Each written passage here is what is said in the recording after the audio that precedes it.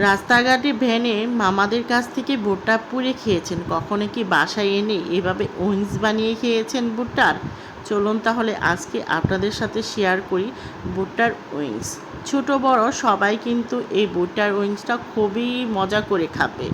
আমার মেয়ে কিন্তু ভীষণ মজা করে খেয়েছে যখন আমি ভুট্টার উইংস বানিয়ে দিয়েছি।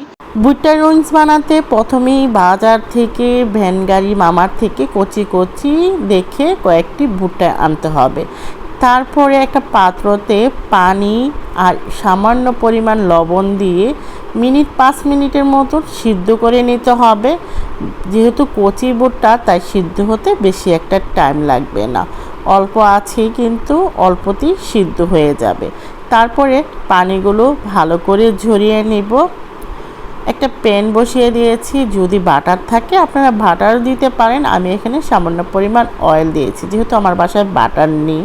তারপর রসুন কুচি দিয়ে দিলাম, সামান্য পরিমাণ রসুন কুচি দিয়ে এখানে রসুনটা একটু হালকা লাল লাল করে ভেজে নিয়েছি। তারপরে চিলি ফ্লেক্স দিয়ে দিয়েছি, আপনাদের ঝাল অনুযায়ী আপনারা দিতে পারেন, তো আমার বাচ্চা যেহেতু খাবে তাই অল্প একটু চিলি ফ্লেক্স দিয়েছি। তারপর হলো লাস্টে টমেটো সস দিয়ে দিয়েছি এখানে পরিমাণ মতো, যে যেরকম টকটা টেস্ট অনুযায়ী খেতে চান সেরকমই দিতে পারেন। তারপরে এখানে 1 চামচের মতন আমি চিনি দিয়েছি।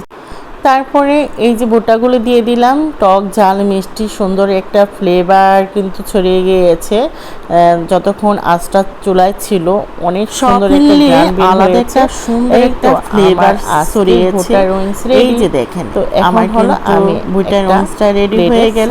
এখন আমি একটা, তো আজকের রেসিপি যদি ভালো লাগে অবশ্যই আমার পেজের পাশে থাকবেন আর লাইক কমেন্ট শেয়ার করে দিবেন।